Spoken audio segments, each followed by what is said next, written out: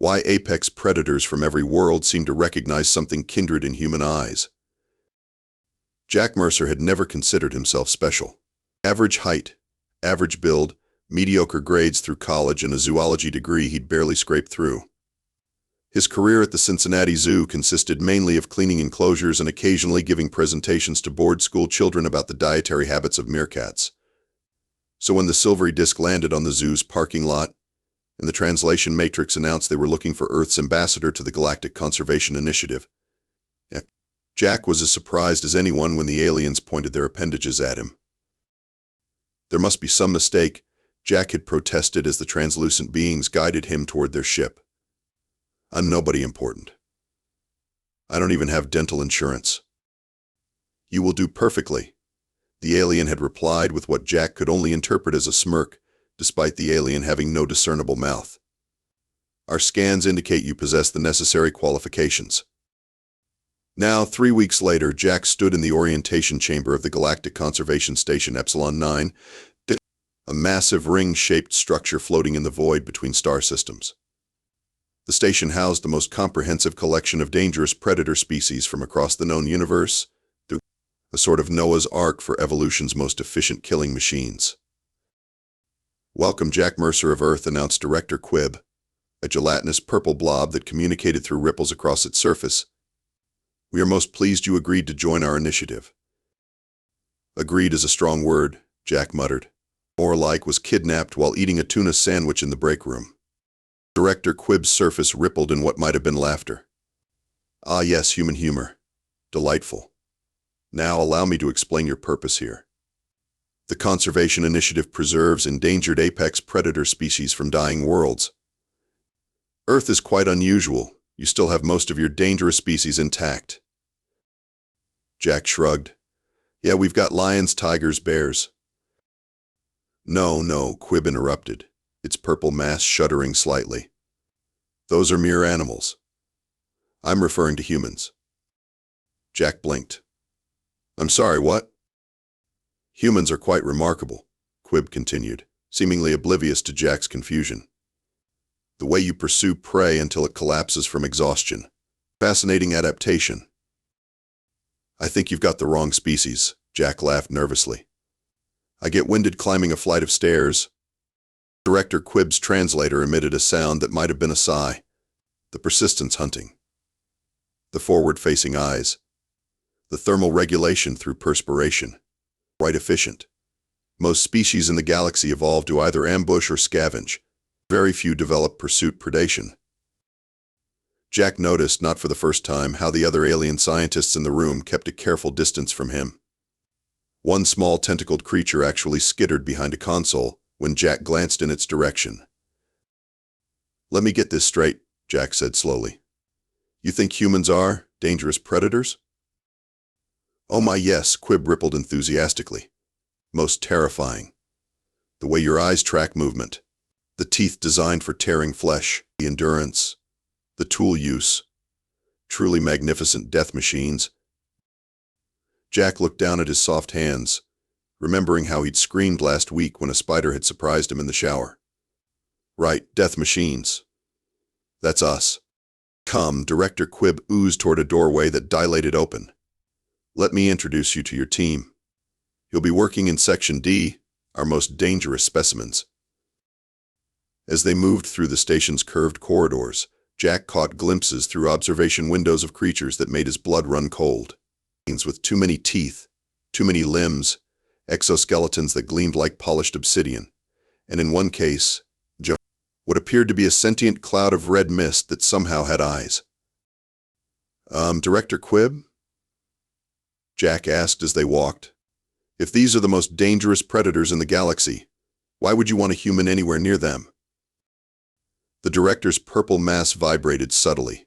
Why, to keep them in line, of course. The team assigned to Jack consisted of what he quickly gathered were the station's misfits, the beings nobody else wanted to work with. First was Vex Thor, security chief for Section D, a 9-foot-tall reptilian with metallic scales and an ego to match his imposing stature. He wore what appeared to be ceremonial armor and carried a weapon Jack mentally dubbed the compensator for its ridiculous size. I still protest this assignment, Vex Thor hissed as they were introduced. Bringing a human into Section D violates 17 security protocols. Your protest is noted, Chief Vex Thor, Director Quib rippled dismissively. However, the Council's decision is final. Next was Dr. Krill, a diminutive, nervous creature resembling a humanoid lobster, who kept his eye stalk swiveled in Jack's direction at all times, as if expecting an attack. He flinched visibly when Jack extended a hand in greeting. "PP, pleased to meet you," Dr. Krill clicked, keeping his claws firmly behind his back. "I've studied your species. Fascinating endocrine system." "Thanks, I think," Jack replied, awkwardly lowering his unshaken hand. The final team member was Lumina, a bioluminescent humanoid whose skin emitted a soft blue glow. Unlike the others, she approached Jack with something resembling enthusiasm. "Wonderful to meet you," she chimed, her voice musical. "I've always wanted to work with a pursuit predator.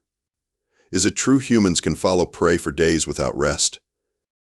"Well, maybe some humans," Jack laughed. "I get lost following cooking instructions." Vex Thor made a sound that might have been disgust.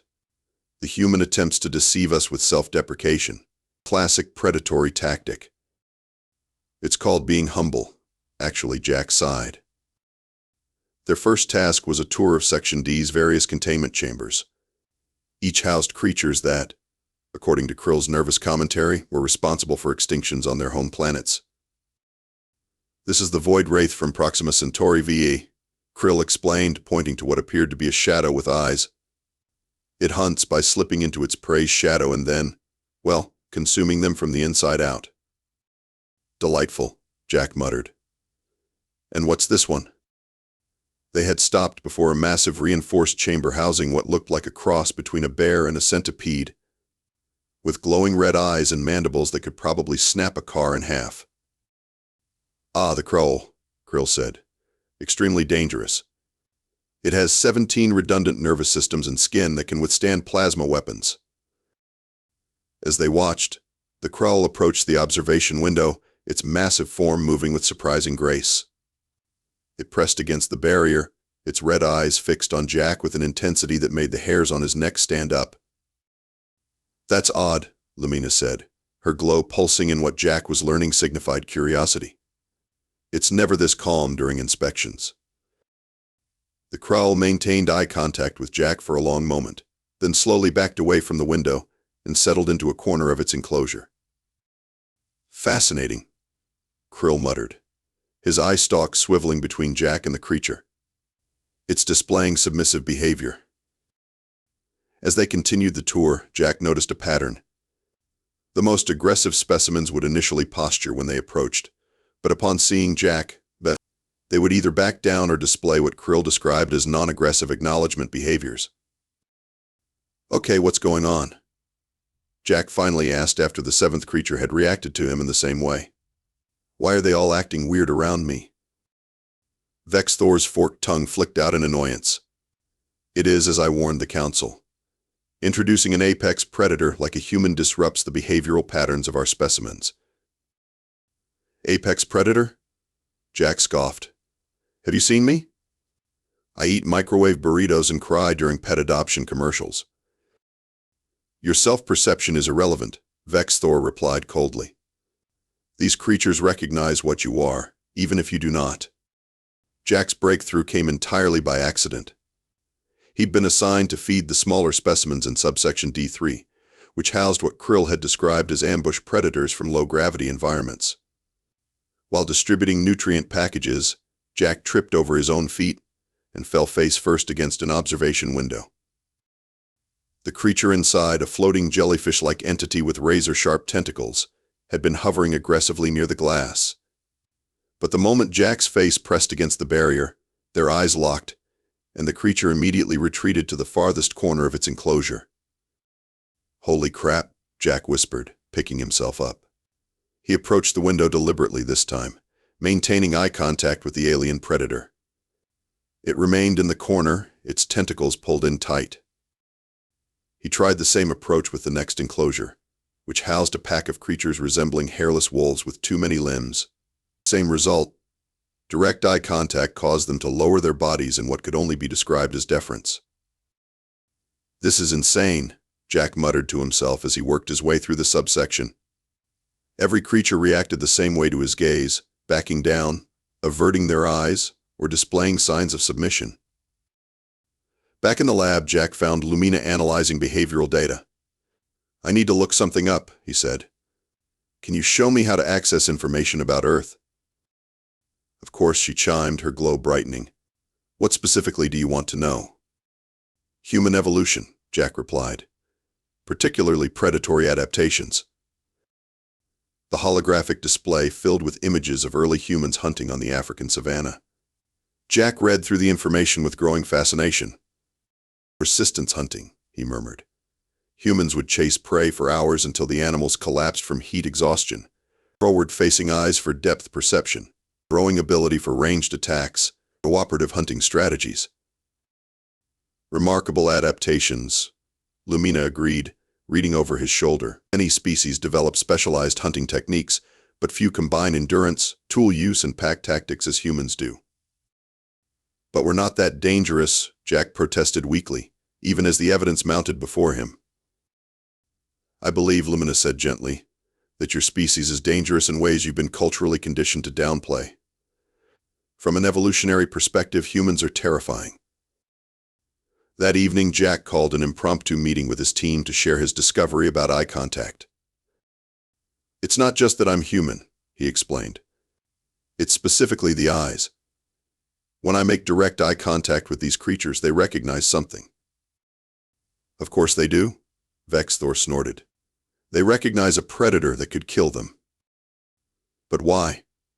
Jack pressed. "I'm physically weaker than most of these creatures." Krill, who had been unusually quiet, finally spoke up. "It's not about physical strength. It's about recognition of intent. Human eyes evolved to track prey and communicate with pack members during hunts. They signal focused killing attention." "You mean my 'I'm watching you stare' is actually my 'I'm hunting you' stare?" Jack asked. "Precisely," Krill nodded. "Most species in the galaxy evolved either solitary hunting or simple pack behaviors. The combination of human persistence, pack cooperation, and focused attention is unsettling to other predators. So when these creatures look into my eyes," Jack began, "they see a predator that doesn't give up," Lumina finished. "One that will track them relentlessly, coordinate with others, use tools, and keep coming until they're exhausted." Jack spent the next few days experimenting with his newfound predator presence. He discovered he could calm agitated specimens with sustained eye contact, direct their movements with his gaze, and even establish a primitive form of dominance hierarchy with multiple creatures simultaneously. "This is incredible," he told his team during a demonstration. "It's like they all recognize the same thing in human eyes, regardless of their home world or evolutionary path." Yes, very impressive," Vexthor grumbled. "The human can stare at things. Truly revolutionary." But even the security chief couldn't deny the results. Jack's techniques were reducing stress behaviors in the specimens and making handling procedures vastly safer. "Perhaps," Krill suggested tentatively, "we should document these methods for the official protocols." Jack grinned. "I think we're onto something big here. Something that could change how the conservation initiative operates." None of them realized how soon they would need Jack's unique abilities. The alarm klaxons jolted Jack awake in his quarters. Red emergency lighting pulsed along the corridor as he stumbled out, still pulling on his uniform. "Emergency in Section D," the station's automated voice announced. "Containment breach in progress. All non-security personnel evacuate immediately." Jack sprinted toward Section D, ignoring the evacuation order. He arrived to find chaos. Station security personnel and protective gear rushed past him while scientists fled in the opposite direction. "Jack," Lumina called, her bioluminescence flashing in distress patterns. "Thank the stars you're here. It's the Migrallax. The power fluctuated during system maintenance, and its containment field failed." Jack's blood ran cold. The Migrallax was one of the most dangerous specimens in Section D, predator from a high-gravity death world that had allegedly driven 3 sentient species to extinction before being captured. "Where's Krill?" "And Vex Thor?" Jack asked. "Krill is trapped in the main lab," Lumina said, her light dimming with worry. "Vex Thor has assembled a security team. They're preparing to use lethal force." "They can't kill it," Jack protested. "It's the last of its kind." "The Mygralax has already injured 3 staff members," Lumina countered. "Protocol dictates." "Screw protocol," Jack interrupted. "Take me to the breach site." They found Vex Thor outside the sealed doors to the main laboratory complex, outfitting his team with what appeared to be energy weapons. "Human," Vex Thor acknowledged coldly. "You should have evacuated with the other non-essential personnel." "I can help," Jack insisted. "I can use the eye contact technique." Vex Thor's scaled face contorted into what might have been a smile. "Your little staring contests won't work on a Mygralax. These creatures evolved hunting prey that used hypnotic defenses. They're immune to psychological manipulation." "You don't know that," Jack argued. "Let me try before you go in guns blazing." "Absolutely not," Vex Thor hissed. "This creature has killed hundreds. It will not hesitate to add you to that count." Jack looked around at the armed security team, their faces grim. Then he glanced at the lab's camera feed showing Krill huddled under a workstation, eye stalks quivering in terror. "All right," Jack said, seeming to back down. "You're right. Too dangerous."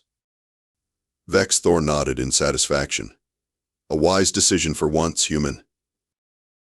Jack waited until the security chief turned to address his team, then slipped through a maintenance access panel Lumina had quietly indicated. "Jack, no," she whispered urgently, but he was already crawling through the narrow passage. The maintenance tunnel led him into the laboratory's storage area. Jack could hear heavy breathing and the sound of claws scraping on metal. Carefully, he peered around a shelving unit. The Mygralax was even more terrifying up close. Standing nearly 8 feet tall on 6 muscular limbs, its body was covered in reflective black scales. Multiple yellow eyes were arranged around a head that seemed to be mostly mouth, rows of serrated teeth designed to shred anything they caught. It was currently using those teeth to tear apart a research console, apparently frustrated that it couldn't eat the technology. Jack took a deep breath. All his instincts screamed at him to run, but he forced himself to remain calm. He stepped out from behind the shelving unit, planting his feet firmly on the floor. "Hey, Ugly," he called out, his voice steadier than he felt. "Over here." The Mygralax whirled around with shocking speed, all its eyes focusing on Jack. It let out a hiss that made his ears pop and dropped into what was unmistakably a pouncing stance. Jack didn't move. He didn't flinch. He stared directly into the creature's multiple eyes, channeling every bit of apex predator energy he could muster. For a moment, nothing happened. The Mygralax tensed, preparing to charge. Jack could hear Vex Thor shouting orders on the other side of the sealed door. "Come on," Jack whispered, maintaining unwavering eye contact. "You know what I am? You know what these eyes mean?" The Mygralax's charge halted abruptly, just meters from Jack. Its multiple yellow eyes blinked in what seemed like confusion. It tilted its massive head, studying Jack with newfound caution. "That's right," Jack said evenly, never breaking eye contact. "You're looking at a human. We're the ones who don't stop." In that moment, Jack felt something primal awaken within him, an evolutionary memory of ancestors who had chased prey across scorching savannas until the animals' hearts gave out. Humans who had tracked wounded animals for days by following barely visible signs. Pack hunters who had communicated silently, with just their eyes while surrounding their quarry. The Mygralax made a low rumbling sound halfway between a growl and a whine. It took a tentative step backward. As Jack maintained the stare down, his mind flashed with images he'd seen in the station's database. Early humans throwing spears with deadly accuracy, crafting complex traps, and working in coordinated groups to bring down animals many times their size. The relentless, patient, methodical nature of human hunting that had made them so successful on Earth. "We don't have to be the fastest," Jack said quietly, taking a slow step forward as the Migralax retreated another pace. "We don't have to be the strongest. We just have to be the most stubborn. And that's exactly what we are." The laboratory had gone completely silent except for the creature's breathing and the distant pounding on the sealed door. Jack could see Krill watching wide-eyed from beneath the workstation, his eye stalks extended in fascination. "Your ancestors evolved to ambush," Jack continued, taking another deliberate step forward. "Strike fast, kill quickly. But mine evolved to pursue, to track, to outlast. When a human starts hunting you, there is no escape. There is no outrunning us. We will follow your trail for days. We will find you while you sleep. We will be there when you think you're safe." The Migralax was now backed against the far wall of the laboratory, its posture increasingly defensive. Its multiple eyes darted around looking for escape routes, but always returning to Jack's unwavering gaze. "Even now," Jack said, his voice dropping to a near whisper, "your instincts are screaming at you about what my eyes mean. They're telling you that I can see your every move, that I'm tracking each breath, each twitch, that I'm cataloging your weaknesses." The creature made a sound Jack hadn't heard before, a keening whine that seemed to reverberate through its entire body. Slowly, deliberately, it lowered its head and extended its front limbs in what was unmistakably a posture of submission. "Good choice," Jack said softly. The laboratory doors finally hissed open, and Vex Thor burst in with his security team, weapons raised. They froze at the sight before them, the galaxy's most feared predator prostrate before a single unarmed human. "By the 7 moons," one of the security team whispered. "It's submitting." Jack kept his eyes locked on the Migralax. "Lower your weapons," he instructed calmly. "No sudden movements." For once, Vex Thor didn't argue. He signaled his team to stand down. "Dr. Krill," Jack called out, still not breaking eye contact with the creature. "Can you prepare a sedative so we can safely return our friend here to its enclosure?" Krill scuttled out from under the workstation, moving with careful precision to a supply cabinet. "Right away, Jack." As Krill prepared the sedative, Jack maintained his dominant posture, speaking soothingly to the Migralax. "That's it. Nobody's going to hurt you. We're all just going to calm down." When the sedative was ready, Jack guided the creature to accept the injection without resistance, something the station staff had never accomplished before without full restraints. As the Migralax's eyes began to droop, Jack finally allowed himself to relax. The tension drained from his body so suddenly that he staggered, catching himself on a nearby console. Lumina rushed to his side. "Jack, are you all right?" He nodded, suddenly exhausted. "Fine. Just coming down from the adrenaline rush, I guess." Vex Thor approached slowly, his reptilian features unreadable. That was impressive human. Coming from the security chief, it was high praise indeed. News of Jack's confrontation with the Migralax spread through the station like wildfire. Within days, he couldn't walk down a corridor without aliens pointing and whispering. Some even asked to take pictures with him, which Jack found amusing given his persistent self-image as an unremarkable zookeeper from Cincinnati. Director Quibb called a special meeting of the station's leadership council, with Jack as the guest of honor. "Jack Mercer of Earth," the gelatinous director rippled formally, "in recognition of your exceptional service during the containment breach, the council has voted unanimously to appoint you as head of Dangerous Species Management for the Conservation Initiative." Jack blinked in surprise. "I'm sorry, what? Head of me? Are you sure?" "Quite sure," Quibb replied. "Your unique abilities have demonstrated an approach to predator management we had not previously considered. Your techniques will now be incorporated into standard protocols throughout the initiative." Even Vex Thor seemed to have come around. "The humans' methods are effective," he admitted grudgingly.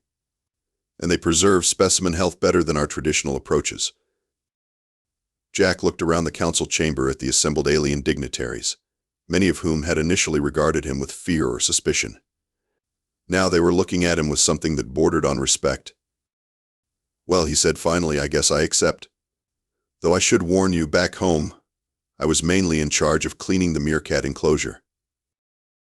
"Ah yes," Quib rippled in what might have been amusement. "More of your disarming self-deprecation. A fascinating predatory technique." In the weeks that followed, Jack's life fell into a new routine. He worked closely with Krill and Lumina to develop training programs for staff across the station, and teaching them to understand predator psychology and recognize warning signs of aggression before they escalated. He also discovered, quite by accident, that other human traits besides eye contact seemed to unnerve his alien colleagues.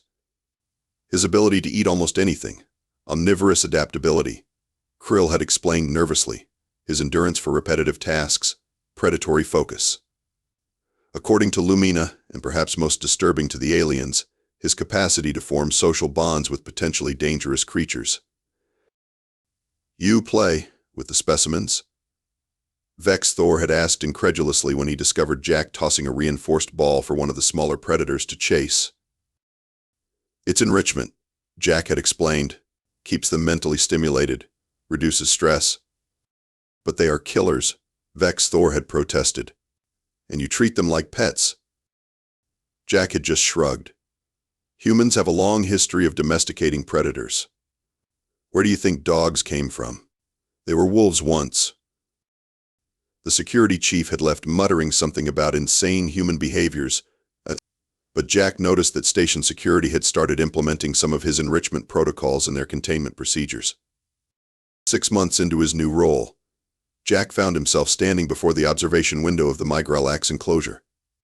The creature, once considered the most dangerous specimen on the station, now approached the glass calmly when Jack appeared. "How's it going, big guy?" Jack asked, placing his hand against the transparent barrier. The Mygalax mirrored the gesture with one of its 6 limbs. "Remarkable progress," Lumina commented, her bioluminescence pulsing with admiration. "No aggression displays in 30 cycles." Jack smiled. "Turns out even the scariest monsters in the galaxy just want to be understood." "Perhaps that is why humans are both feared and respected across so many worlds," Lumina suggested. "You understand predators because you are predators, yet you choose compassion over dominance." "Well, not all humans," Jack admitted. "But we try." Later in his quarters, Jack recorded his weekly message to be sent back to Earth. He still wasn't sure if anyone was receiving these transmissions, but they helped him process his experiences. "So that's how I became the galaxy's foremost expert on dangerous alien predators," he concluded with a chuckle. "Turns out all those nature documentaries I watched instead of studying for exams actually came in handy. Who knew?" He paused, looking out his viewport at the stars beyond. It's strange to think that throughout the universe, predators evolved with different adaptations, different hunting styles, different strengths, but they all recognize something kindred in human eyes, something that says we are the ones who persevere, the ones who don't give up. Jack smiled to himself. Maybe that's humanity's real superpower. Not that we're the strongest or the fastest or the most vicious, but that when we set our minds to something, whether it's hunting or exploration or conservation, then we just keep going until we succeed. He reached to switch off the recorder, then paused for one final thought. And maybe, just maybe, that's why the scariest predators from every world seem to recognize something in our eyes that makes them think twice. Because deep down they know what we know. It's not always the biggest teeth or the sharpest claws that win in the end. Sometimes it's just the stubborn refusal to quit.